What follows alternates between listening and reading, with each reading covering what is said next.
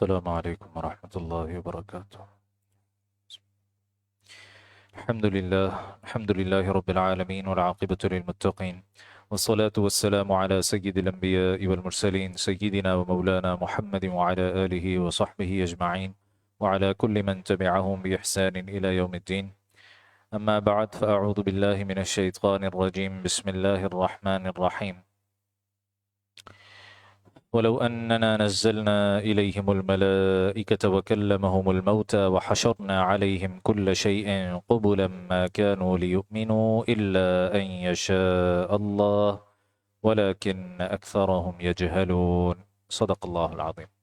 اللهم صل وسلم دائما أبدا على حبيبك خير الخلق كلهم، رب اشرح لي صدري ويسر لي أمري واحلل عقدة من لساني يفقه قولي، اللهم آتنا حبك وحب نبيك وحب من يحبك وحب عمل الذي يبلغنا حبك، آمين یا رب العالمین۔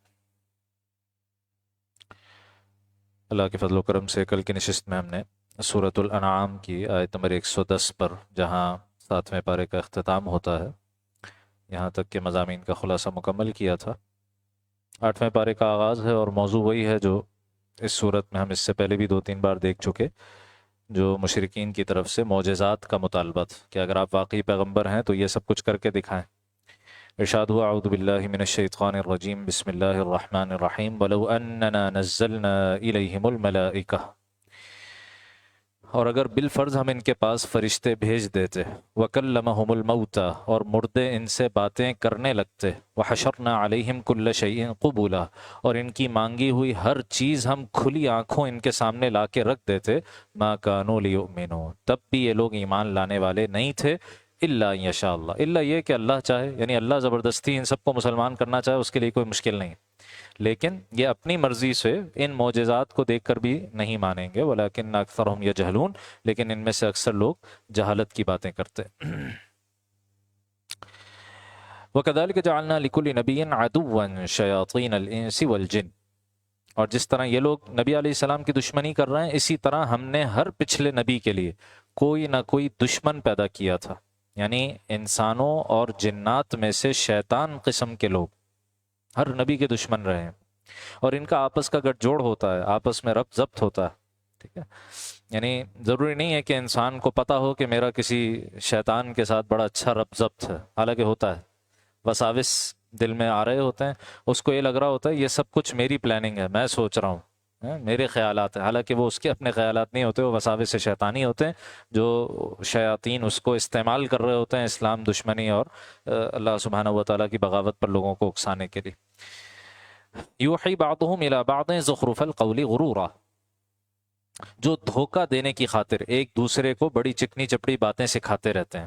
فذرہم ولو شاء ربک ما فعلوا، اور اگر اللہ چاہتا تو وہ ایسا نہ کرتے، فذرہم وما یفترون، اے نبی ان کو چھوڑ دیجئے، اور جو کچھ یہ افترا پردازیاں کر رہے ہیں، جو جھوٹی باتیں باندھ رہے ہیں، ان کو کرنے دیجئے۔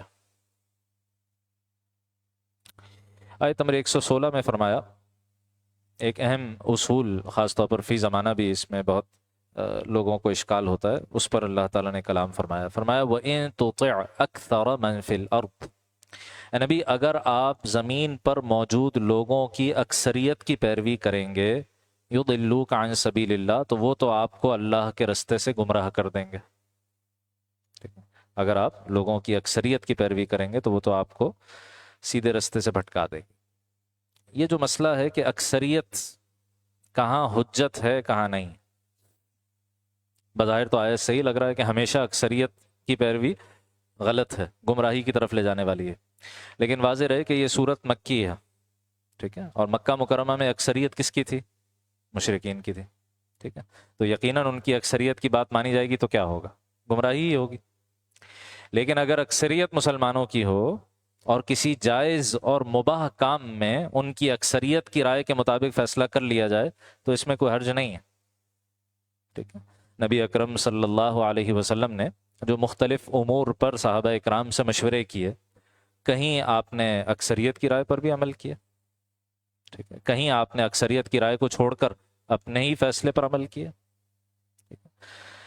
آپ حضرات خلفائے راشدین کے انتخاب کو دیکھ لیں کیسے ہوا۔ صدیق اکبر رضی اللہ تعالیٰ عنہ کے بارے میں جو فیصلہ ہوا وہ کیسے ہوا؟ وہ ثقیفہ بنی ساعدہ، جہاں انصار کے لوگ جمع تھے خلافت کے مسئلے پر بحث کرنے کے لیے، تو حضرت عمر، حضرت ابو بکر، حضرت ابو عبیدہ بن جراح رضی اللہ تعالیٰ عنہ مجمعین، یہ تینوں مہاجرین وہاں تشریف لے گئے اور آپس میں گفتگو ہوئی، اور روایت سنائی گئی کہ الائمۃ من القریش، امام جو ہے وہ قریش سے ہونا چاہیے، اور حضرت عمر رضی اللہ تعالیٰ عنہ نے ایک تقریر فرمائی، سب نے ان کی بات سے اتفاق کیا، اور ان سرداران کے اتفاق سے سیدنا صدیق اکبر رضی اللہ تعالیٰ عنہ کی خلافت منعقد ہو گئی۔ سیدنا عمر رضی اللہ تعالیٰ عنہ کی خلافت کیسے منعقد ہوئی؟ کوئی رائے، کوئی مشورہ، کوئی کچھ نہیں، حضرت ابو بکر نے خود نامزد کر دیا اپنی زندگی میں رضی اللہ تعالیٰ، میرے بعد یہ خلیفہ ہے، ٹھیک ہے۔ تیسرا، سیدنا عثمان رضی اللہ تعالیٰ عنہ کی خلافت کا انتخاب کیسے ہوا؟ حضرت عمر رضی اللہ تعالیٰ عنہ کو جب زخمی کر دیا گیا اور آپ کی شہادت کا وقت قریب آیا، تو آپ نے عشرہ مبشرہ، وہ 10 صحابہ جن کو نبی اکرم صلی اللہ علیہ وسلم نے ایک ہی مجلس میں نام لے لے کر جنت کی بشارتیں دی تھیں، ان میں سے حضرت عمر کے بعد اب 6 افراد موجود تھے۔ حضرت ابو عبیدہ بن جراح رضی اللہ تعالیٰ عنہ، حضرت عبد الرحمن ابن عوف رضی اللہ تعالیٰ عنہ، حضرت طلحہ رضی اللہ عنہ، حضرت زبیر رضی اللہ تعالیٰ عنہ، حضرت عثمان رضی اللہ تعالیٰ عنہ، حضرت علی رضی اللہ عنہ، یہ 6 حضرات تھے۔ ان 6 افراد پر مشتمل ایک کمیٹی بنا دی اور کہا آپ لوگ آپس میں اپنے میں سے کسی ایک کو خلیفہ مقرر کر لیں۔ تو یہاں بھی کوئی آپ نے جنرل پبلک سے، حضرت عمر نے کوئی مشورہ نہیں کیا، بس ان 6 افراد کو متعین کر دیا، آپ لوگ آپس میں مشورہ کر لیں۔ ان میں سے لوگ پیچھے ہٹتے گئے، یہاں تک کہ حضرت عثمان اور حضرت علی رضی اللہ تعالیٰ عنہما کے درمیان فیصلہ ہونا تھا، اور سب نے یہ ذمہ داری تفویض کر دی حضرت عبد الرحمن ابن عوف کو رضی اللہ عنہ، آپ فیصلہ کریں ان دونوں کے درمیان۔ انہوں نے پھر سب سے مشورے کیے، یہاں تک کہ گھروں میں بھی خطوط لکھ لکھ کے بھیجے، گھر سے خواتین سے بھی مشورے کیے، مدینہ کے باہر سے آنے والے مسافروں سے بھی مشورے کیے، اور جب دیکھا کہ اکثریت کی رائے حضرت عثمان رضی اللہ تعالیٰ عنہ کی طرف ہے، انہوں نے وہ فیصلہ کر، حضرت علی رضی اللہ تعالیٰ نے بھی قبول فرما لیا۔ حضرت عثمان رضی اللہ تعالیٰ عنہ کی شہادت کے موقع پر ایک آپ کہیے کہ انارکی سی تھی، اور عجیب کیفیت مدینہ منورہ میں تھی، فتنہ پرور لوگ گھوم رہے پھر رہے تھے، تو اس اضطرار میں، اس ایمرجنسی سچویشن میں صحابہ آئے حضرت علی کے پاس کہ اب آپ ہی اس امت کو اس سے نکال سکتے ہیں، لہٰذا ان کے ہاتھ پر بیعت ہو گئی۔ تو سب کے طریقے انتخاب مختلف، اور اس میں ایک طریقے میں اکثریت کو بھی دیکھا گیا، حضرت عثمان رضی اللہ تعالیٰ عنہ کے خلافت کے انعقاد میں اکثریت کو بھی دیکھا گیا۔ تو یہ کوئی مستقل کوئی رائٹ اور رانگ کا مسئلہ نہیں ہے، یہ دیکھا جائے گا اکثریت کس کی۔ بھئی دینی مسئلے میں، دین کے مسائل میں آپ نے ایک لفظ سنا ہوگا، جمہور علماء یہ کہتے ہیں، یہ لفظ سنا ہوگا، جمہور علماء اور مشائخ یہ کہتے ہیں، جمہور فقہا کی یہ رائے ہے، جمہور امت اس پر کھڑی ہے، یعنی امت کی اکثریت، ٹھیک ہے۔ تو ہر جگہ اکثریت غلط نہیں ہوتی، ہاں اکثریت وہاں جہاں شریعت کے دائرے کار سے آدمی باہر نکل جائے، وہاں چاہے 100% لوگ کسی حلال کو حرام کرنے پر متفق ہو جائیں یا حرام کو حلال کرنے پر متفق ہو جائیں، ان کی بات نہیں مانی جائے گی، معتبر نہیں ہے، ٹھیک ہے۔ تو ڈومین دیکھا جائے گا کہاں کی اکثریت کی بات ہو رہی، مباح جائز چیزوں میں اکثریت کی بنیاد پہ فیصلہ کر لیں، کوئی مسئلہ نہیں۔ تو وَإِن تُطِعْ أَكْثَرَ مَنْ فِي الْأَرْضِ يُضِلُّوكَ عَنْ سَبِيلِ اللَّهِ، اور اگر اے نبی آپ لوگوں کی اکثریت کے پیچھے چلیں گے تو وہ تو آپ کو اللہ کے رستے سے گمراہ کر ڈالیں گے۔ یاد رہے یہ مکہ مکرمہ کے پس منظر میں گفتگو ہو رہی ہے۔ إِن يَتَّبِعُونَ إِلَّا الظَّنَّ، وہ تو وہم و گمان کے سوا کسی چیز کے پیچھے نہیں چلتے، وَإِنْهُمْ إِلَّا يَخْرُصُونَ، اور ان کا کام اس کے سوا کچھ نہیں کہ خیالی اندازے لگاتے رہیں۔ آگے پھر وہ مسئلہ جو سورہ مائدہ میں بھی گزرا تھا کہ وہ ایک مشرک نے کھڑے ہو کر کہہ دیا تھا کہ بھئی جس جانور کو تم مارو اپنے ہاتھ سے وہ حلال، اور جس جانور کو اللہ مار دے یعنی نیچرل کازز سے مر جائے وہ حرام، یہ کیا بات ہوئی؟ تو کہہ رہے ہیں کہ بھئی یہ ان لوگوں کے جو شیاطین ہیں نا، یہ انہوں نے پٹیاں پڑھائی ہیں ان کو۔ کیوں؟ وَلَا تَأْكُلُوا مِمَّا لَمْ يُذْكَرِ اسْمُ اللَّهِ عَلَيْهِ وَإِنَّهُ لَفِسْقٌ، پہلے تو کہا جس پر اللہ کا نام لے لیا گیا اس میں سے کھاؤ، اور جس پر اللہ کا نام نہیں لیا گیا اس میں سے نہ کھاؤ، کیونکہ وہ فسق اور گناہ کا کام ہے۔ وَإِنَّ الشَّيَاطِينَ لَيُوحُونَ إِلَىٰ أَوْلِيَائِهِمْ لِيُجَادِلُوكُمْ، اور اے مسلمانوں یہ شیاطین ہیں جو اپنے دوستوں کو ورغلاتے رہتے ہیں تاکہ وہ تم سے آ کر بحث مباحثہ کریں، وہ اعتراضات کریں تمہارے تصورات پر، تمہارے عقائد پر. وَإِنْ أَطَعْتُمُوهُمْ إِنَّكُمْ لَمُشْرِكُونَ، اور اگر تم نے ان کی بات مان لی تو تم بھی مشرکوں میں سے ہو جاؤ گے، لہذا ان کی بات نہ مانو.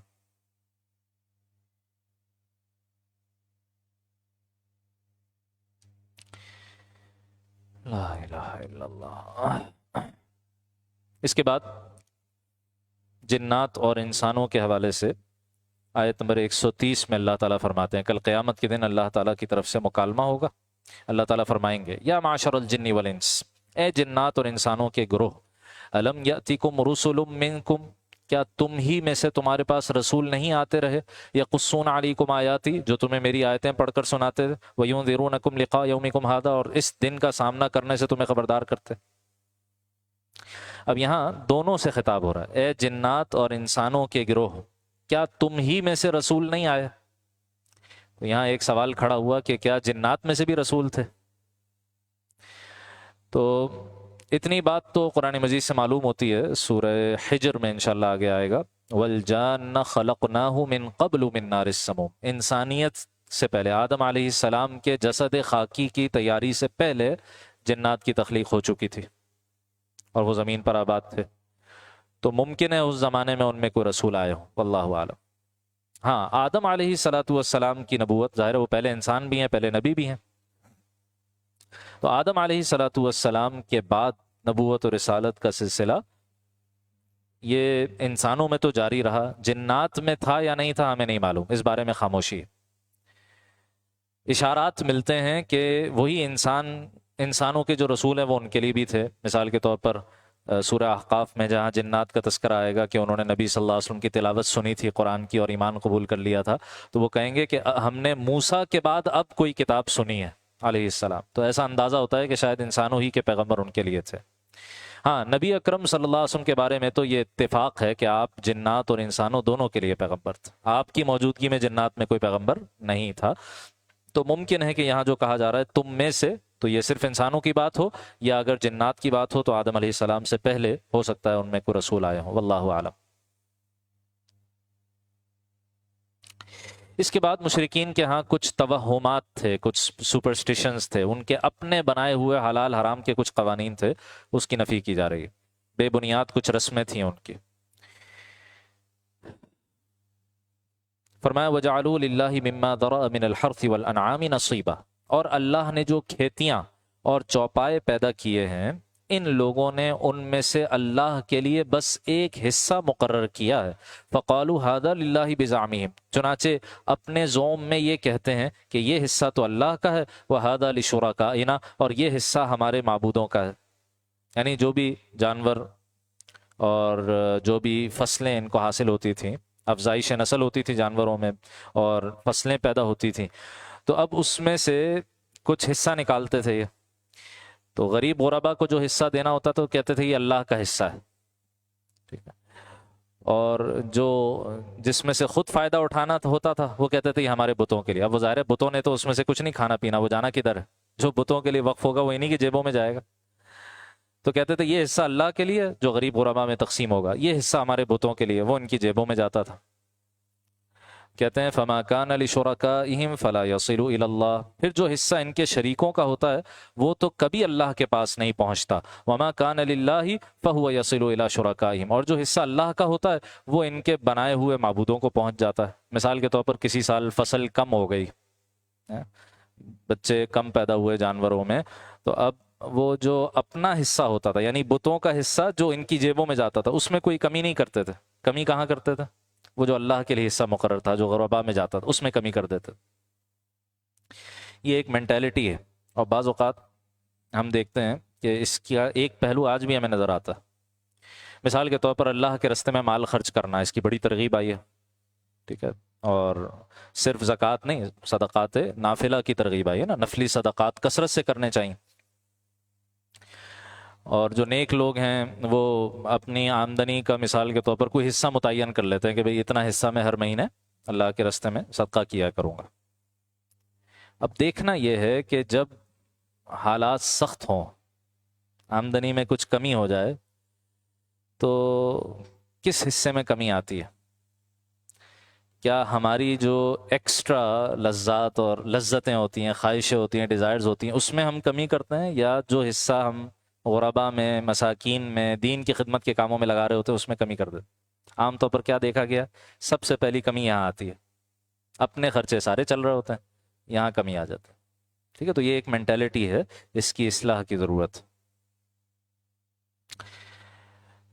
اور اس سے آگے دیکھیے، وَكَذَلِكَ زَيَّنَ لِكَثِيرٍ مِّنَ الْمُشْرِكِينَ قَتْلَ أَوْلَادِهِمْ شُرَكَاؤُهُمْ. اور اسی طرح بہت سے مشرکین کو ان کے شریکوں نے یہ سجھا رکھا ہے کہ اپنی اولاد کو قتل کر دینا کوئی بہت اچھا کام ہے. یعنی جس کو کہتا ہے نا بتوں کی بھیٹ چڑھا دینا، اولاد کو بتوں کی بھیٹ چڑھا دیتے تھے. اور وہ آپ صلی اللہ علیہ وسلم کے والد گرامی حضرت عبداللہ کا بھی واقعہ سیرت میں آتا ہے نا، کہ جب ان کے والد یعنی آپ صلی اللہ علیہ وسلم کے دادا سیدنا عبد المطلب، انہوں نے جو چاہے زمزم تھا، زمزم کا کنواں، اس کو برآمد کرنے کے لیے کھدائی کرنا چاہیے، تو قریش کے لوگ جو بہت وہمی تھے، بہت سپرسٹیشیس تھے، انہوں نے کہا نہیں نہیں نہیں، یہاں تو حرم کی حدود ہے، یہاں کھدائی اس سے تو بڑا مسئلہ ہو جائے گا اور اللہ کا عتاب ہم پر آ جائے گا اور بت ہم سے ناراض ہو جائیں گے، یہ ہو جائے گا وہ ہو جائے گا. تو ان کو بڑی مشکلات فیس ہوئیں، لیکن بہرحال انہیں خواب میں جگہ بتائی گئی تھی تو انہوں نے کھود کر اس کو دوبارہ نکال لیا تھا، جو دفن ہو گیا تھا کنواں زمزم کا، اس کو دوبارہ برآمد کیا. اس موقع پر انہوں نے قسم کھائی تھی، منت مانی تھی کہ اگر اللہ مجھے 10 بیٹے دے تو ایک کو میں اللہ کے راستے میں قربان کروں. اللہ نے دعا قبول کر لی، 10 بیٹے، 10ویں تھے حضرت عبداللہ. اچھا، قرعہ ڈالا کہ بھئی 10 میں سے کس کو، تو بار بار حضرت عبداللہ کے نام کا قرعہ نکلے، تو ہاتھ پکڑ کے چھری لے کے اور قربان گاہ جانے لگے، جیسے کبھی ان کے جد امجد حضرت ابراہیم علیہ السلام اپنے بیٹے کو قربان گاہ لے جا رہے تھے.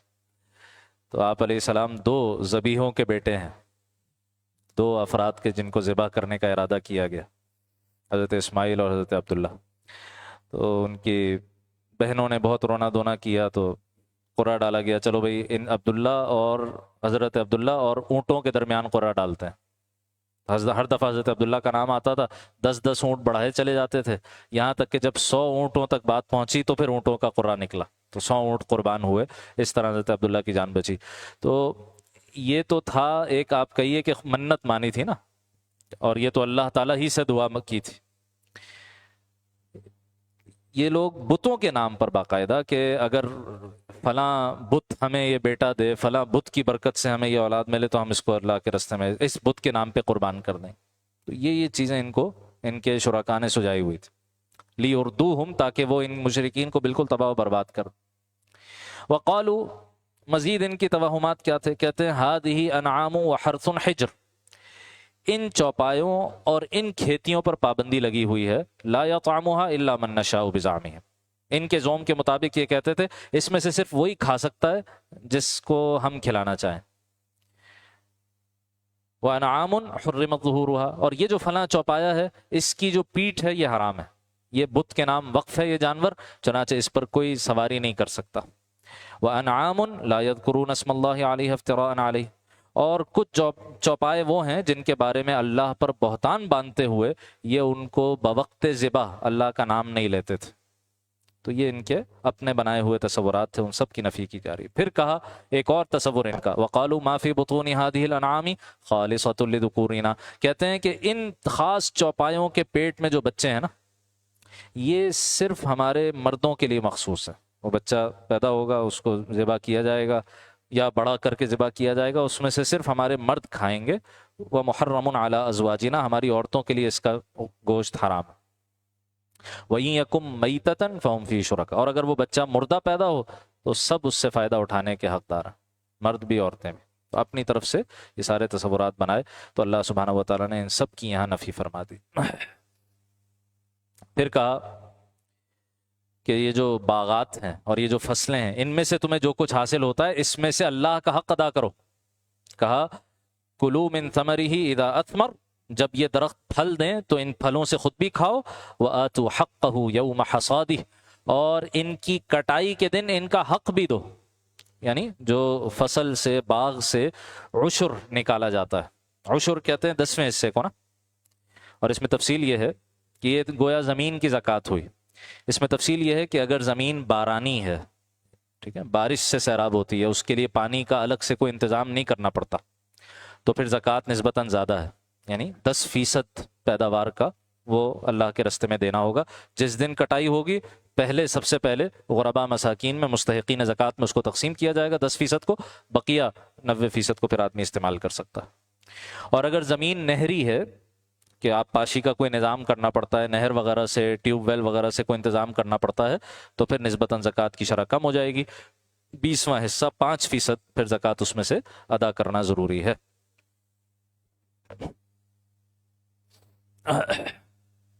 ولا تسرفوا،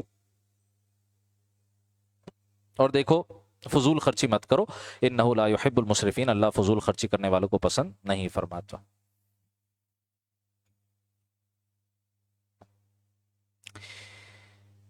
اس کے بعد رکوع نمبر 19 ہے سورہ انعام کا، سیکنڈ لاسٹ۔ اس میں اللہ سبحانہ و تعالیٰ نے کچھ احکام عطا فرمائے ہیں، جو احکام سورہ بنی اسرائیل میں بھی جا کر ریپیٹ ہوں گے، تقریباً یہی احکام وہاں بھی ہیں۔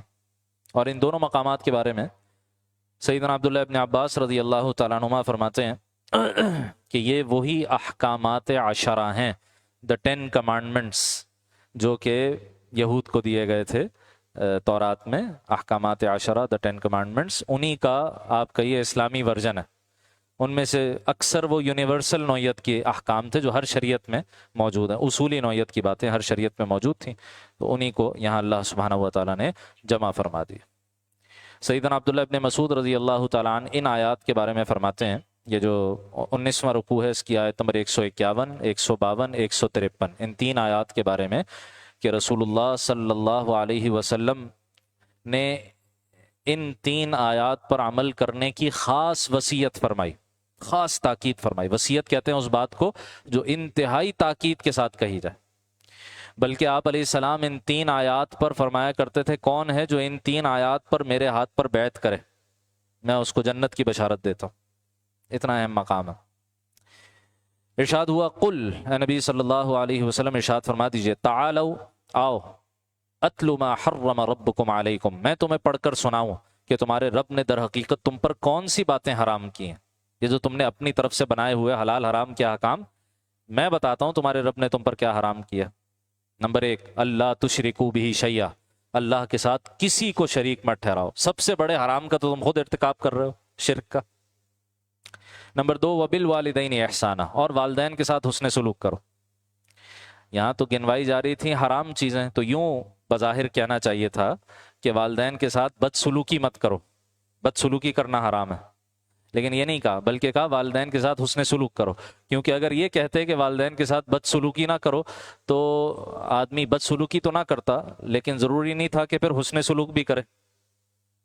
تو والدین کے ساتھ صرف بدسلوکی نہ کرنا کافی نہیں ہے، بلکہ ان کے ساتھ حسن سلوک کرنا ضروری ہے، اس لیے اسلوب تبدیل کر دیا، وبالوالدین احسانا، والدین کے ساتھ حسن سلوک کرو۔ آگے بھی یہ مضمون 4-5 مرتبہ قرآن حکیم میں آئے گا۔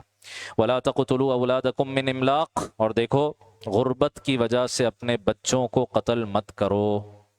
یہ وہ بھی کرتے تھے، کہاں سے کھائیں گے، کہاں سے پیئیں گے، قتل کر دیا۔ آج کل اس کی جدید صورتیں آ گئی ہیں، دنیا ہی میں نہ آنے دو، ٹھیک ہے، دنیا ہی میں، یہ فیملی پلاننگ کے نام پر میں نے شاید پہلے بھی گفتگو کی تھی، یہ جتنا شور اور واویلا مچایا جاتا ہے کہ جناب پاپولیشن ایکسپلوژن ہے اور ساری دنیا میں انسانی جو آبادی ہے وہ اتنی زیادہ بڑھ گئی ہے، اور جناب اب ہم دنیا ہمارے لیے چھوٹی پڑ رہی ہے، ہمیں مارس جانا پڑے گا اور پتہ نہیں کہاں جانا پڑے گا اور کہاں جانا پڑے گا۔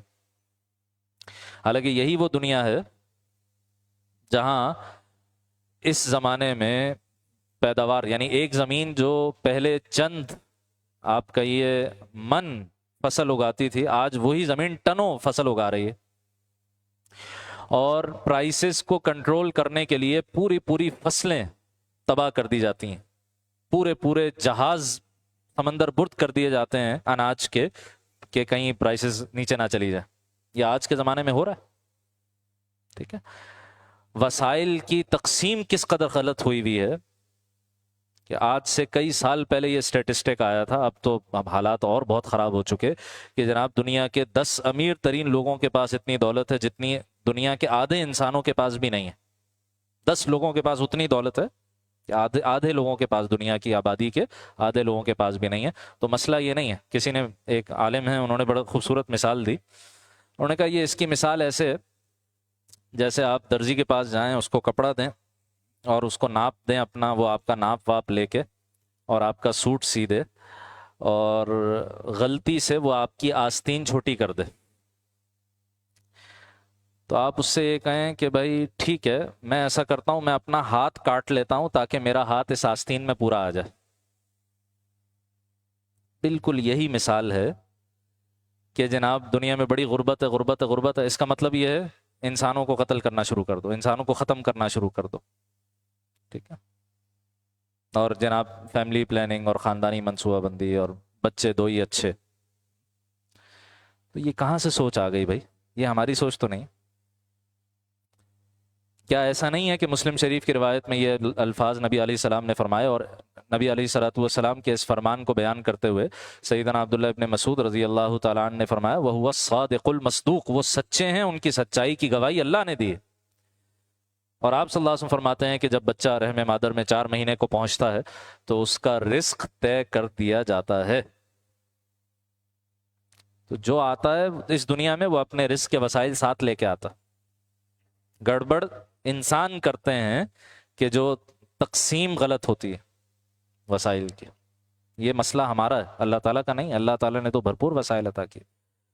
اس دنیا میں ابھی پتہ نہیں کیا کیا ان ایکسپلورڈ ٹیریٹریز ہیں، ان ایکسپلورڈ منرلز ہیں، ان ایکسپلورڈ ریسورسز ہیں، اور یہ پتہ نہیں کس زمانے میں یہ کسی نے پریڈکشن کی تھی، اکنامکس کے ماڈلز وغیرہ میں یہ پڑھایا جاتا ہے کہ جناب 18ویں صدی میں نہیں 17ویں صدی میں ایک زمانہ ایسا آئے گا کہ انسانوں کی تعداد اتنی بڑھ جائے گی اور وسائل اتنے کم ہو جائیں گے کہ ماس ایکسٹنکشن ایونٹ ہوگا، بڑی تعداد میں لوگ ختم ہوں گے۔ ایسا ابھی تک تو ہوا نہیں، سارے ماڈلز فیل ہو چکے ہیں، فضول کی باتیں تھی ساری۔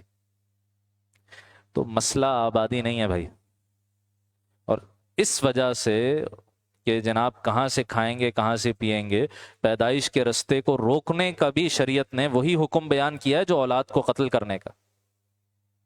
حرام ہے، ناجائز۔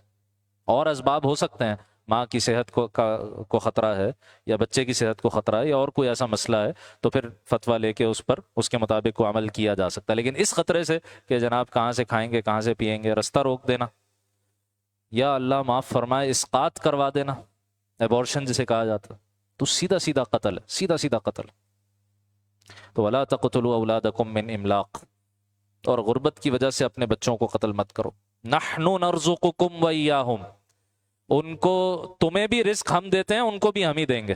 یہ تم نے کہاں سے سوچ لیا کہ تم اپنے اولاد کے رازق ہو، کہ کہاں سے کھلاؤ گے، کہاں سے؟ بھائی تم خود اپنے رازق نہیں ہو، تمہارا رازق اللہ ہے، تو تمہاری اولاد کا بھی رازق وہی ہے۔ وَلَا تَقْرَبُوا الْفَوَاحِشَ، اور دیکھو بے حیائی کے کاموں کے پاس بھی نہ پھٹکو، بے حیائی سے دور دور رہو۔ ما ظہر منہا وما بطن، چاہے وہ بے حیائی کھلی ہو چاہے چھپی ہو، چاہے وہ دل کے اندر ہو، چاہے وہ خیالات کی سطح پر ہو، چاہے وہ تنہائی میں ہو، اور چاہے وہ کھلے عام سر عام ہو، ہر حال میں ہر بے حیائی کے کام سے دور رہو۔ وَلَا تَقْتُلُوا النَّفْسَ الَّتِي حَرَّمَ اللَّهُ إِلَّا بِالْحَقِّ، اور جس جان کو اللہ نے حرمت عطا کی ہے اس کو کسی برحق وجہ کے بغیر قتل مت کرو۔ برحق وجہ کیا ہو سکتی ہے؟ کسی کی جان لینے کی، اور وہ بھی کوئی فرد نہیں لے سکتا، وہ ریاست کا کام ہے، ٹھیک ہے؟ مثال کے طور پر قتل ناحق، کسی کو ناحق قتل کر دیا، بدلے میں قصاص ہوگا۔ مثال کے طور پر بدکاری کی سزا، کوئی شخص احسان کی شرائط اپنے اندر رکھتا ہو، شادی شدہ ہو اور 6-7 اور شرائط اس کے اندر پائی جاتی ہوں، وہ شخص اگر بدکاری کرے تو پتھر مار مار کر ہلاک کرنا، رجم کی سزا جسے کہا جاتا ہے۔ اسی طریقے سے حربی کافر، عام کافر نہیں، حربی جس سے میدان جنگ میں جنگ چل رہی ہو، ٹھیک ہے، اس کی جان لی جا سکتی۔ اسی طرح اسلامی ریاست کے خلاف بغاوت کرنے والا، اس کی بھی۔ اسی طرح نبی صلی اللہ علیہ وسلم کی شان اقدس میں گستاخی کرنے والا، اس کو بھی تعزیراً یہ سزا دی جا سکتی، اور چند مدات اور ہیں۔ تو کہا کسی برحق وجہ کے بغیر کسی انسانی جان کو قتل مت کرو. ذالکم وصاکم بہ لعلکم تعقلون. اے لوگوں، یہ ہیں وہ باتیں جن کی اللہ نے تاکید کی ہے تاکہ تمہیں کچھ سمجھ آئے. ولا تقربوا مال الیتیم الا بالتی ہی احسن. اور یتیم جب تک پختگی کی عمر کو نہ پہنچ جائے اس وقت تک اس کے مال کے قریب بھی نہ جاؤ، مگر ایسے طریقے سے جو اس کے حق میں بہترین ہو. اس کے مال سے اس کو فائدہ پہنچاؤ، یا اس کے مال کو ایسی جگہ انویسٹ کرو، ایسی جگہ اس سے سرمایہ کاری کرو کہ اس کے مال میں گروتھ ہوتی رہے، اضافہ ہوتا رہے، تاکہ جب وہ بڑا ہو تو اس کو فائدہ ہو. وَأَوْفُوا الْكَيْلَ وَالْمِيزَانَ بِالْقِسْطِ. اور دیکھو ناپ تول انصاف کے ساتھ پورے پورے کیا کرو. اچھا، ایک تو ہے ناپنا اور ایک تولنا. یہ صرف ناپنے اور تولنے کی بات نہیں ہو رہی، بلکہ کوئی بھی میجرنگ کا یونٹ ہو، کہیں بھی کوئی چیز میجر کر کے لینی ہو یا دینی ہو تو اس میں انصاف کا دامن ہاتھ سے نہ چھوڑو. حضرت عمر رضی اللہ تعالیٰ عنہ کا ایک قول امام مالک علیہ رحمہ موطا اپنی حدیث کی کتاب میں نقل فرماتے ہیں لِكُلِّ شَيْءٍ وَفَاءٌ وَتَطْفِيفٌ. ہر شے میں پورا پورا کرنا بھی ہوتا ہے اور تطفیف کمی کرنا بھی ہوتا ہے. وہ جو آخری پارے میں آئے گا وَيْلٌ لِّلْمُطَفِّفِينَ، ہلاکت ہے، بربادی ہے ناپ تول میں کمی کرنے والوں کے لیے. تو وہ صرف ناپ تول میں کمی نہیں ہے، جہاں آدمی حق لیتا ہے یا کسی کو اس کا حق دیتا ہے. ٹھیک ہے، مثال کے طور پر کہیں وہ ملازمت کر رہا ہے، 9 to 5 جاب کر رہا ہے، اس کی اس ٹائم کے عوض میں اس کو سیلری مل رہی ہے، تنخواہ مل رہی ہے. اب وہ تنخواہ تو پوری پوری لینا چاہے لیکن وقت میں ڈنڈی مارے، کام میں ڈنڈی مارے. ٹھیک ہے، تو یہ بھی ناپ تول میں کمی ہی کے زمرے میں شمار ہو. اسی طرح اسی پر قیاس آدمی کر لے. تو یہ جو ناپ تول میں کمی ہے، ابھی ہم نے سورہ ہود میں آیات سنی، سیدنا شعیب علیہ السلام کی جو قوم تھی، قوم مدین، اس قوم کی تباہی کی وجہ اور سبب ہی کیا تھا؟ ناپ تول میں کمی. پوری قوم تباہ کر دی گئی اس جرم میں. جیسے کہ نبی اکرم صلی اللہ علیہ وسلم کا فرمان موطا امام مالک میں، بلکہ حضرت عبداللہ ابن عباس کا فرمان ہے رضی اللہ تعالیٰ عنہما. لیکن بات ایسی ہے کہ وہ اپنی طرف سے کہہ نہیں سکتے. تو جب صحابی کوئی ایسی بات کہے کہ جو غیر مدرک بالرائے ہو، جس تک انسان اپنی عقل سے نہیں پہنچ سکتا، تو یہ بات یقینی ہوتی ہے کہ انہوں نے نبی صلی اللہ علیہ وسلم سے سنی ہوتی ہے، بس نام نہیں لیا آپ علیہ السلام کا. تو ہے حضرت ابن عباس رضی اللہ تعالیٰ عنہما کے قول پر منقول، کے طور پر منقول، لیکن ہے نبی علیہ السلام کا فرمان.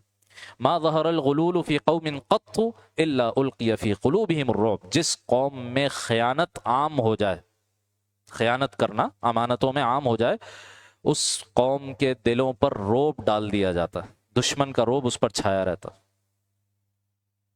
ولا فش الزنا فی قوم قط الا کثر فیہم الموت. جس قوم میں زنا کاری، بدکاری عام ہو جائے، ان میں موت عام کر دی جاتی، حادثات، اموات یہ عام ہو جاتا. ولا نقص قوم المکیال والمیزان الا قطع عنہم الرزق. جس قوم میں ناپ تول میں کمی کی عادت پڑ جائے، اس قوم کے رزق کے وسائل میں کمی کر دی جاتی.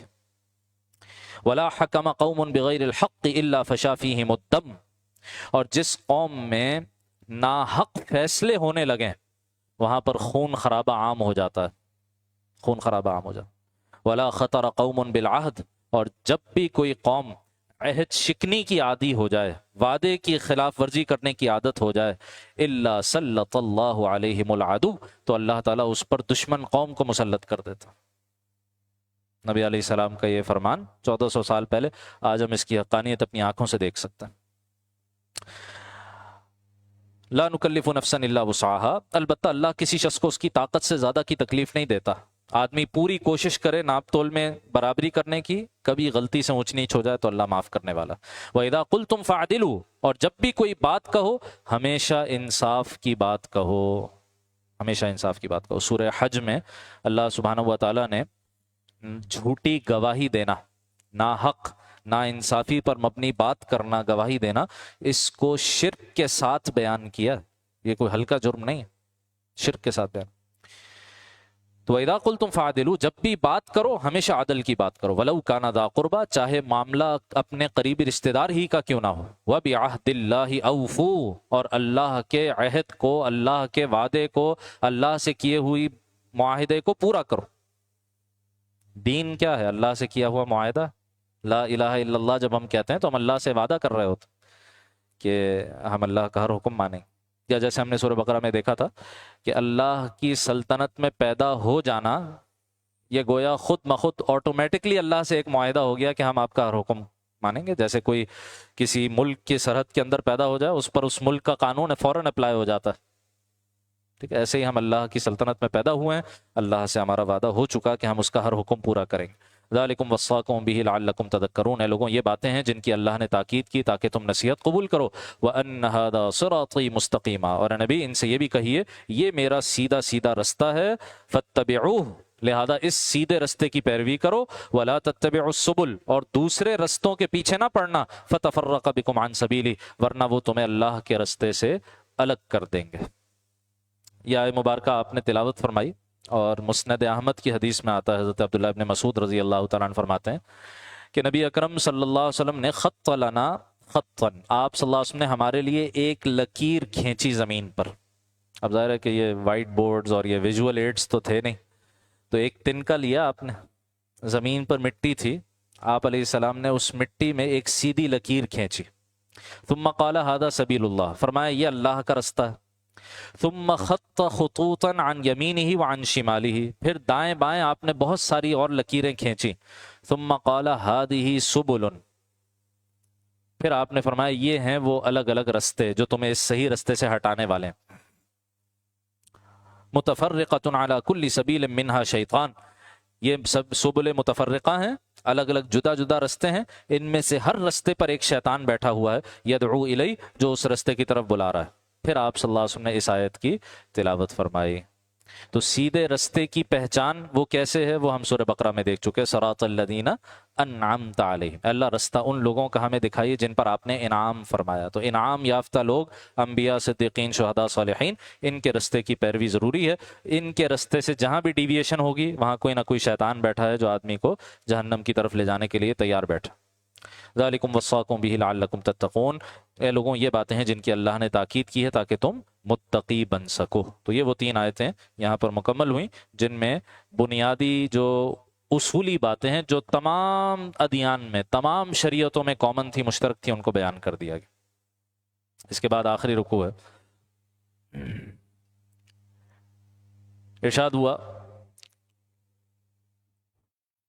آیت نمبر 159، ان الذین فرقوا دینہم، اے نبی صلی اللہ علیہ وسلم یقین جانیے جن لوگوں نے اپنے دین میں تفرقہ پیدا کیا، وَكَانُوا شِيَعًا، اور گروہوں میں بٹ گئے، لست منہم فی شیء، اے نبی ان سے آپ کا کوئی تعلق نہیں ہے. یہ آیت آج بہت کوٹ ہوتی ہے اور عام طور پر علماء پر، مولویوں پر رد کرنے کے لیے کوٹ ہو رہی ہوتی ہے کہ دیکھو یہ سارے فرقوں میں بیٹھے ہوئے ہوں اور دیکھو اللہ کیا فرما رہے ہیں. جن لوگوں نے دین میں تفرقہ پیدا کیا، خود گروہوں میں بٹ گئے، تقسیم ہو گئے، تو اے نبی آپ کا ان سے کوئی تعلق نہیں، ان سے کوئی، سارے یہ غلط. بس جو قرآن حدیث کا نام لے وہ صحیح، باقی اس کے علاوہ جو کسی شخص، کسی امام، کسی گروہ، کسی مسلک، کسی سلسلے کی طرف لوگوں کو یہ سارے گمراہ ہیں، یہ سارے غلط. سورہ آل عمران میں بھی یہ بحث گزر چکی، وہاں بھی ہم نے دیکھا تھا بھئی تفرقے کا معنی کیا ہوتا ہے، اس کو سمجھنا چاہیے. اور پہلے تو اس آیت کا پس منظر سمجھنا چاہیے، یہ آیت کہہ کیا رہی ہے. اس آیت کا مصداق اول، پہلا مصداق کیا ہے؟ جن لوگوں نے، جو اللہ نے اسلام دیا تھا ہر پیغمبر کو. حضرت موسیٰ علیہ السلام بھی کیا دین لے کر آئے تھے؟ اسلام. حضرت عیسیٰ علیہ السلام بھی کیا دین لے کر آئے تھے؟ اسلام. جن لوگوں نے اس اسلام میں ڈیویشن پیدا کی، اور کسی نے موسیٰ علیہ السلام کے لائے ہوئے اسلام کو یہودیت میں کنورٹ کر دیا، کسی نے عیسیٰ علیہ السلام کے لائے ہوئے اسلام کو عیسائیت میں کنورٹ کر دیا، تو اس آیت کا مصداق اول تو یہ ہے، ان الذین فرقوا دینہم، جنہوں نے اپنے دین میں تفرقہ پیدا کیا. جو دین اسلام اللہ نے ان کو ان کے پیغمبروں کے ذریعے دیا تھا، اس میں تفرقہ پیدا کیا، اس میں جدا رستہ اختیار کیا، اس میں علیحدگی اختیار کی. وَكَانُوا شِيَعًا، اور خود الگ الگ گروہوں میں تقسیم ہو گئے، یہ یہودی ہو گئے، یہ مجوسی ہو گئے، یہ مشرک ہو گئے، یہ عیسائی ہو گئے. لست منہم فی شیء، اے نبی آپ کا ان میں سے کسی سے کوئی تعلق نہیں. بات بالکل صحیح ہے، سمجھ میں آنے والی بات ہے، یہاں کوئی اشکال نہیں. تو اصلاً تو اس آیت کا مصداق اول یہ ہے باقی مصداق ثانی کے طور پر، سیکنڈری طور پر اگر مسلمانوں کی بھی بات ہو رہی ہے تو فرقہ کسے کہتا ہے؟ آج کسی بھی طرح کا کوئی عنوان، کوئی لیبل اختیار کرنے کو لوگ فرقہ بندی سمجھنا شروع کر دیتے ہیں۔ کسی بھی طرح کا کوئی لیبل ہونا، اس کو لوگ فرقہ بندی سمجھنا شروع کر دیتے ہیں۔ ہاں کہ یہ بدترین گمراہی ہے، بدترین گمراہی۔ فرقہ کہتے ہیں اس گروہ کو جو یہ دعویٰ کرے کہ قرآن اور حدیث کی جو میری تعبیر ہے، قرآن اور حدیث کی جو میری تعبیر ہے وہ 100% درست ہے، اس میں غلطی کا کوئی امکان نہیں، اور جو میرا مد مخالف گروہ ہے اس کی تعبیر 100% غلط ہے، اس میں صحیح ہونے کا کوئی امکان نہیں۔ اس کو کہتے ہیں فرقہ۔ اور اس سارے بحث کی بنیاد ترمذی شریف کی حدیث پر ہے، جو نبی اکرم صلی اللہ علیہ وسلم نے فرمایا، آپ سب نے سن رکھی ہوگی، بہت مشہور روایت ہے، بنی اسرائیل کتنے گروہوں میں تقسیم ہوئے، کتنے فرقوں میں بٹے؟ 72۔ میری امت کتنے میں تقسیم ہوگی؟ 73۔ ان میں سے ایک فرقہ نجات پائے گا، باقی سب جہنم میں۔ اگرچہ علماء کہتے ہیں کہ وہ خلود فی النار، ہمیشہ آگ میں نہیں ہے، لیکن آپ نوٹ کریں میری امت کے 73 فرقے، یعنی مسلمانوں کی بات ہو رہی ہے، ایک نجات پائے گا، 72 جہنم۔ اب جیسے ہی ہم یہ حدیث سنتے ہیں پہلا امپریشن یہ آتا ہے کہ وہ ایک گروہ تو بہت چھوٹا سا ہو، بھائی 73 میں سے ایک، بہت تھوڑے سے لوگ ہوں گے، چند لوگ ہوں گے۔ حالانکہ دیگر احادیث میں اسی ایک نجات پانے والے گروہ کے لیے، اس فرقے کے لیے جو دیگر عنوانات آئے ہیں، السواد الاعظم، مین سٹریم، دریا چل رہا ہوتا ہے نا، دریا، اس کے ساتھ چھوٹی چھوٹی نالیاں، ٹریبیوٹریز الگ ہو رہی ہوتی ہیں وقفے وقفے سے، لیکن جو مین باڈی ہوتی ہے دریا کی، اس کو السواد الاعظم کہا جاتا، مین سٹریم۔ تو امت کا مین سٹریم، امت کی میجورٹی اس فرقہ ناجیہ، اس نجات پانے والے فرقے کا حصہ ہے۔ اور اس کا عنوان وہ کیا ہے، کیسے پہچانا جائے ان کو؟ صحابہ اکرام نے سوال کیا، یا رسول اللہ اگر ایک نجات پائے گا تو اس کی پہچان کیا ہے، وہ کون سا گروہ؟ آپ نے فرمایا ما انا علیہ و اصحابی، جو قرآن و سنت، قرآن و حدیث کی اس تعبیر پر کھڑے ہوں گے جو مجھ سے منقول ہے اور میرے صحابہ سے منقول ہے، جو میرے طریقے پر ہوں گے اور میرے صحابہ کے طریقے پر ہوں گے، جو دین میں میری سنت کو اور صحابہ کے اجماع کو حجت تسلیم کریں گے۔ اسی سے یہ عنوان وجود میں آیا۔ نبی صلی اللہ علیہ وسلم کا طریقہ وہ کیا ہے؟ سنت، اور صحابہ اکرام کا گروہ جماعت صحابہ، اسی سے عنوان وجود میں آیا، اہل السنت والجماعہ۔ اچھا، یہ عنوان آج کل مختلف چھوٹی چھوٹی جماعتوں نے بھی اپنے لیے اختیار کیے ہوئے ہیں، حالانکہ اس کا جو صحیح مفہوم ہے، جس کو ہمارے ہاں عرف عام میں ہم سنی مسلمان کہتے ہیں نا، یہ سارے اہل سنت والجماعت کا حصہ ہیں بھائی۔ یہ ایک فرقہ ہے، یہ ایک فرقہ ہے۔ اس کے علاوہ پھر 72 فرقے وہ ہیں جس پر علماء نے پوری پھر کتابیں لکھی۔ علامہ خطیب بغدادی علیہ رحمہ کی بڑی مشہور کتاب ہے الفرق بین الفرق، فرقوں کے درمیان فرق، اس میں انہوں نے باقاعدہ بقیہ گروہ گنوائے ہیں۔ سب سے پہلا فرقہ جو صحابہ اکرام سے علیحدہ ہوا، اہل سنت کی اس تعبیر سے علیحدہ ہوا، وہ خوارج تھے۔ پھر ان کے بعد روافظ ہیں، معتزلہ ہیں، قدریہ ہیں، جبریہ ہیں، جہمیہ ہیں، مجسمہ ہیں، معطلہ، ایک پوری فہرست ہے۔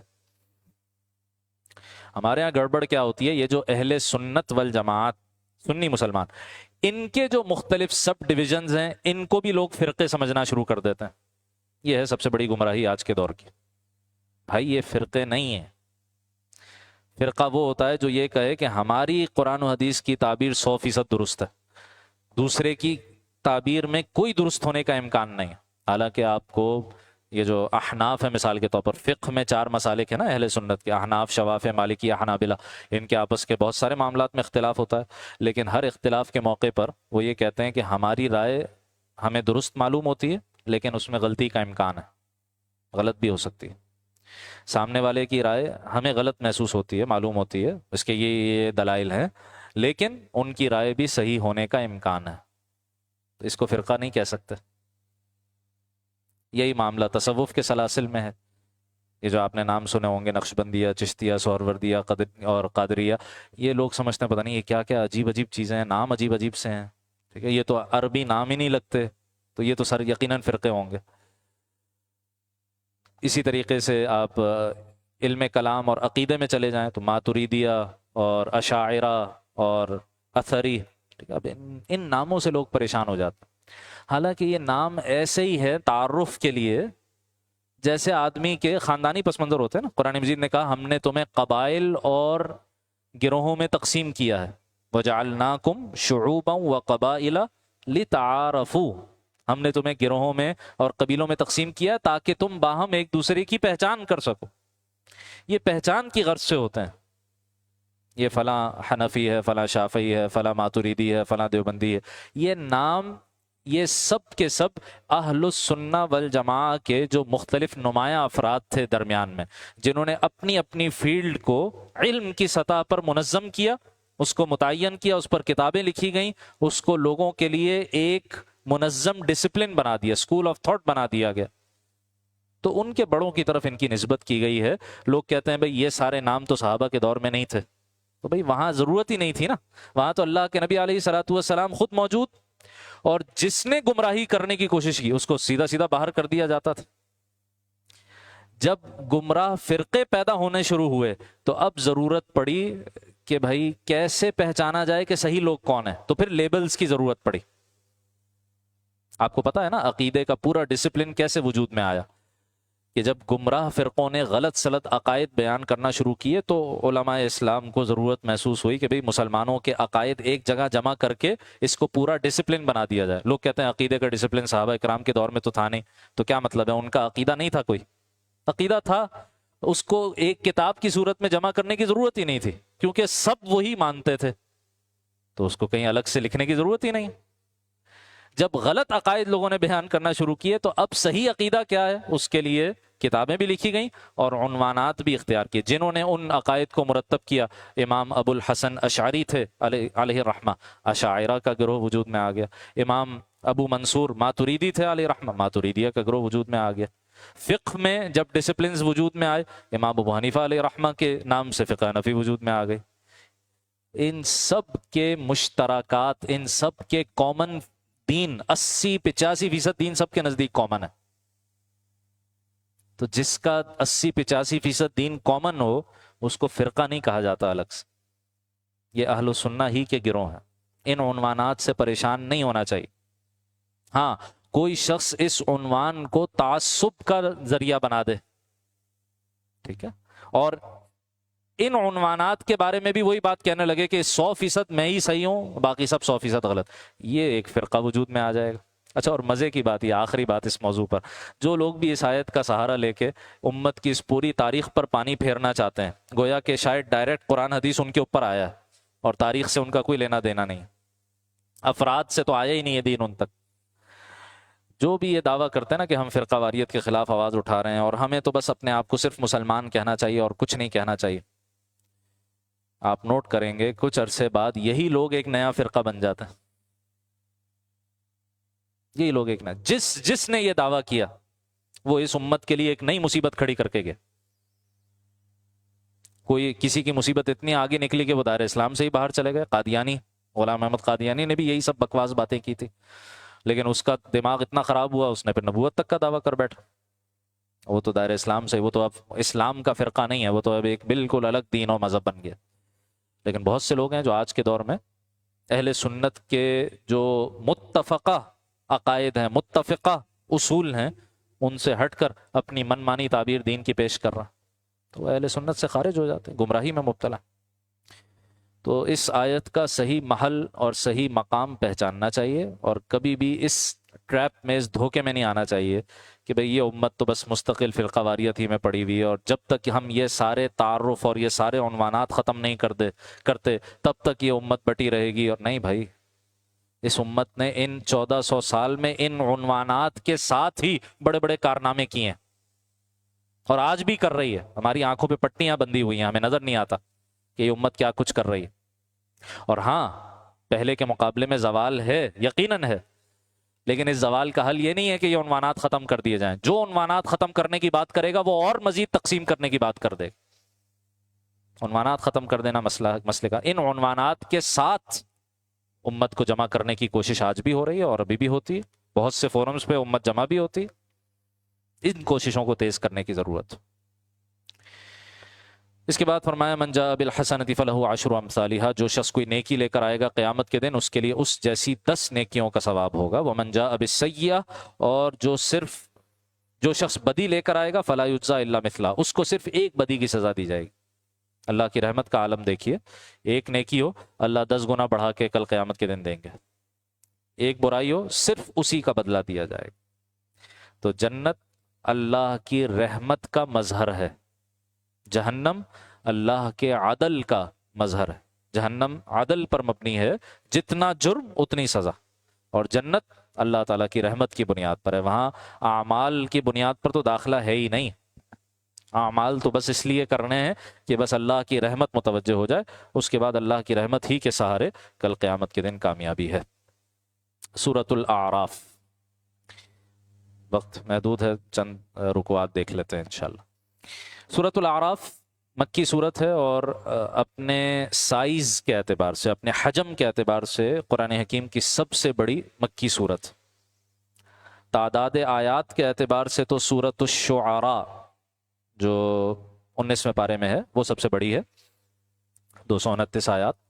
लेकिन वो आयात इतनी छोटी छोटी हैं कि वो 229 आयात 11 रुकुआत में पूरी हो जाती हैं।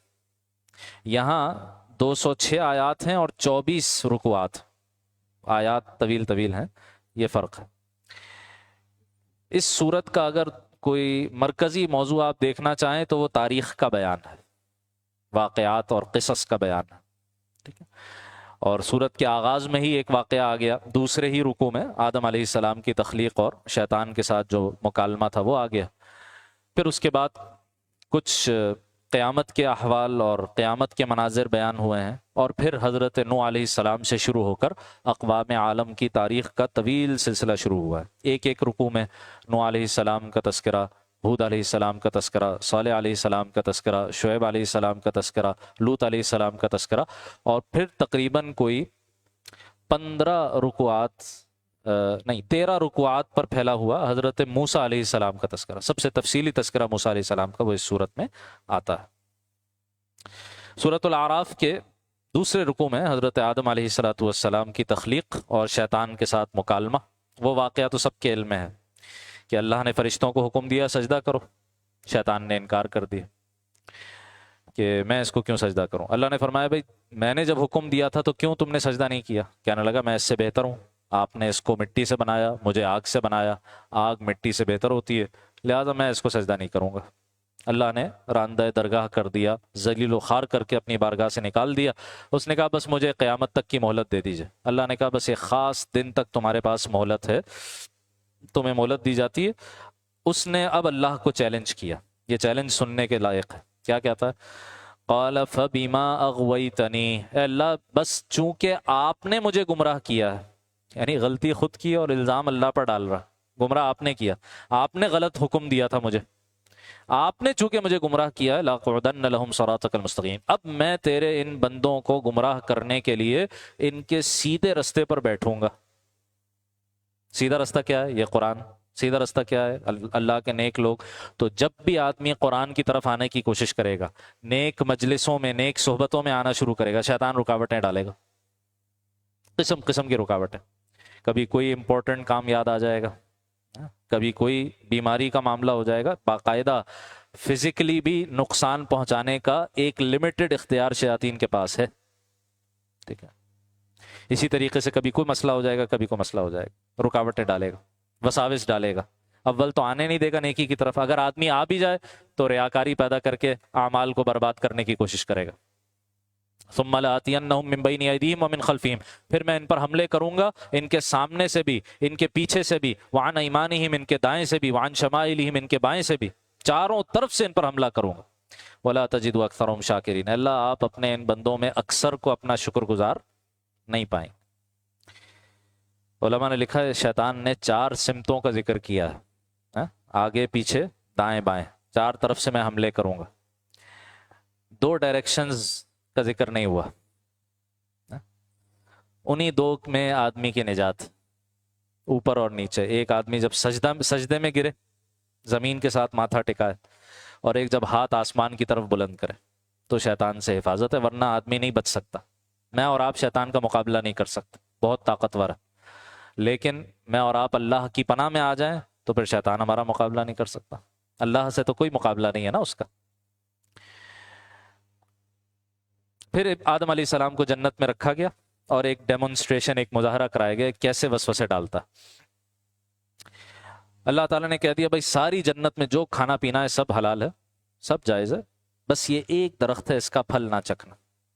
شیطان ایک انتہائی محسن اور مخلص دوست کی صورت میں آیا اور کہنے لگا دیکھو تمہیں جو اس درخت کا پھل چکھنے سے منع کیا ہے نا، وہ اس لیے کہ الا ان تکونا ملکین، کہیں تم فرشتے نہ بن جاؤ، او تکونا من الخالدین، یا کہیں تم ہمیشہ رہنے والے نہ بن جاؤ۔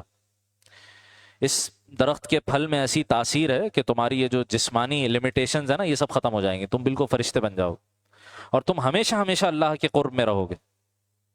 وقاسمہما، اور اس نے آدم اور حوا سلام علیہما دونوں کو قسمیں دیں، انی لکما لمن الناصحین، کہ اللہ کی قسم میں تمہارا خیر خواہ ہوں اور میں تمہاری بھلائی کی بات کر رہا ہوں۔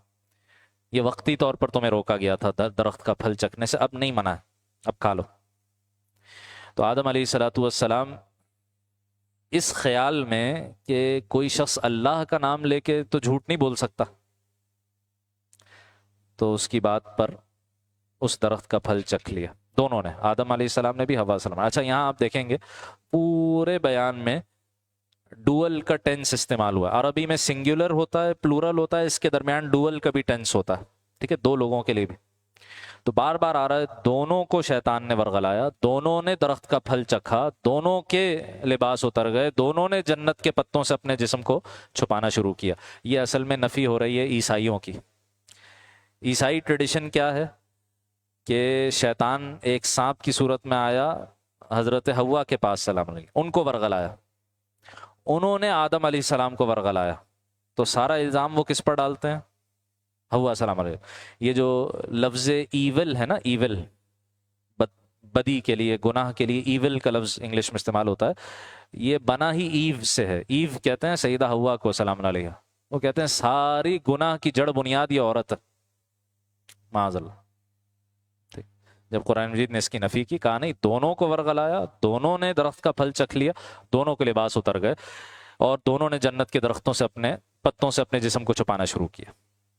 یہاں اہم بات کیا ہے جس پر آج کی نشست کو ہم مکمل کر رہے ہیں، وہ یہ کہ شیطان کا انسانیت پر سب سے پہلا وار وہ کس چیز پر تھا؟ ان کے لباس پر، ان کی حیا پر۔ یہاں الفاظ سنیے، فوسوس لہما الشیطان، شیطان نے ان دونوں کو وسوسہ دیا، کیوں؟ لیبدی لہما ما وری عنہما من سوآتہما، تاکہ ان کی شرمگاہیں جو ان سے چھپائی گئی تھی وہ ایک دوسرے کے سامنے کھل جائیں۔ اسے پتا تھا کہ درخت کا پھل چکھنے سے کیا ہوگا، لباس اتر جائے گا۔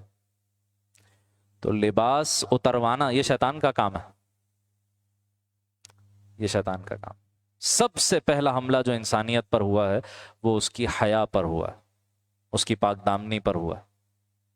اور اللہ تعالیٰ کیا چاہتے ہیں اگلے رکوع میں جو فرمایا، آخری آیت آج کے متعلق کے لیے، یا بنی آدم، اے بنی آدم، قد انزلنا علیکم لباسا یواری سوآتکم وریشا، ہم نے تمہارے لیے لباس نازل کیا ہے۔ لباس نازل کیا ہے کا کیا مطلب ہے؟ مفسرین فرماتے ہیں اس میں لباس کے شرف اور اعزاز کو بیان کیا جا رہا، یہ قابل احترام چیز ہے، یہ قابل شرف چیز ہے۔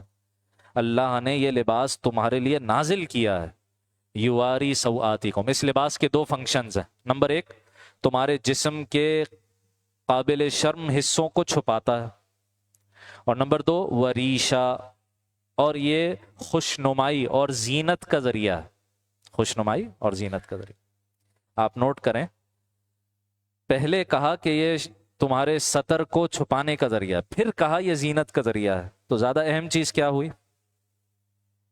کوئی ایسی زینت جس سے سطر کو نقصان پہنچے وہ جائز نہیں۔ زینت ہمیشہ تابع رہے گی سطر کے، سطر پوشی یہ لباس کا اصل مقصد ہے، سیکنڈری مقصد ہے اس کے ذریعے سے زینت اختیار کرنا۔ اور آگے کیا خوبصورت بات کہی، وَلِبَاسُ التَّقْوَى ذَلِكَ خَيْرٌ، اور جو تقوی کا لباس ہے یہ تو سب سے بہترین لباس ہے۔ یعنی ایک تقوی کے لباس کی ایک تفسیر یہ کی گئی لباس میں تقوی اختیار کرو، جو شریعت کے احکام ہے لباس کے بارے میں کہ وہ ساتر ہو، نہ اتنا چست ہو کہ جسم کے مختلف حصے نمایاں ہو رہے ہوں، نہ اتنا باریک ہو کہ جسم چھلک رہا ہو، نہ اس میں غیروں کی نقالی ہو، کیونکہ من تشبہ بقوم فہو منہم، حدیث میں آیا جو جس قوم کی مشابہت اختیار کرتا ہے وہ انہی میں سے شمار ہو۔ تو لباس میں کس کی نقالی ہونی چاہیے؟ ہر علاقے کے علماء صلحاء کا جو عرف ہوتا ہے اس کی پیروی ہونی چاہیے۔ سب سے بہترین لباس وہ ہوگا، ہر علاقے کے جو علماء صلحاء کا عرف ہوتا ہے وہ بہترین لباس ہوتا ہے، اس کی پیروی ہونی چاہیے۔ تو ایک تو ہے لباس میں تقوی، اور دوسری تفسیر کی گئی وَلِبَاسُ التَّقْوَىٰ ذَلِكَ خَيْرٌ، تقوی کا لباس۔ ایک تو ظاہری لباس ہے جو تم اپنے جسم کے اوپر اوڑھتے ہو، ایک تمہارے باطن کا لباس ہونا چاہیے، تمہاری روح کا لباس ہونا چاہیے۔ وہ کیا ہے؟ وہ تقوی ہونا چاہیے۔ ہر وقت اللہ سبحانہ و تعالیٰ کے ناراض کر دینے کا خوف اور اللہ تعالیٰ کی موجودگی کا احساس، اس کو لباس کی طرح ہر وقت اپنے جسم کے قریب رکھو۔ ذالک خیر، ذالک من آیات اللہ لعلہم یذکرون، یہ سب اللہ کی نشانیوں کا حصہ ہے جس کا مقصد یہ ہے کہ لوگ سبق حاصل کریں۔ تو آدم علیہ السلام کے اس واقعے کا جو سبق اس مقام پر بیان کیا گیا وہ یہ کہ آدمی شیطان کے اس ایجنڈے سے ہوشیار رہے کہ وہ بے لباسی کو عام کرنا چاہتا۔ آج کل ویسٹ میں پورا ایک ٹریڈیشن ہے نیوڈزم کا، نیوڈیٹی کا، بے لباسی کا، اور اس کو نیچرزم کہا جاتا ہے کہ بھئی ہم تو بے لباس دنیا میں آئے تھے۔ بچہ پیدا ہوتا ہے تو اس کے جسم پر کوئی لباس نہیں ہوتا، تو یہ تو نیچر کے قریب ہونا ہے کہ آدمی بے لباس رہے، یعنی بے حیائی کو نیچرزم کا نام دے دیا گیا۔ اور لباس جتنا کم ہوتا چلا جائے خاص طور پر خواتین کا، اتنا اس کو فیشن بنا دیا گیا، اتنا اس کو قابل اتباع بنا دیا گیا۔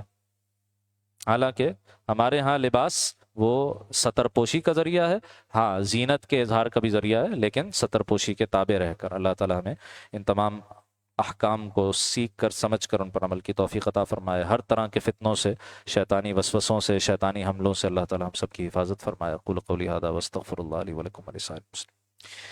الحمد للہ رب العالمین والصلاة والسلام علی سید الانبیاء والمرسلین سیدنا و مولانا محمد وعلی آلہ وصحبہ اجمعین۔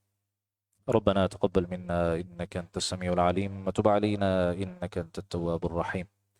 اللهم صل وسلم دائما ابدا على حبيبك خير الخلق كلهم۔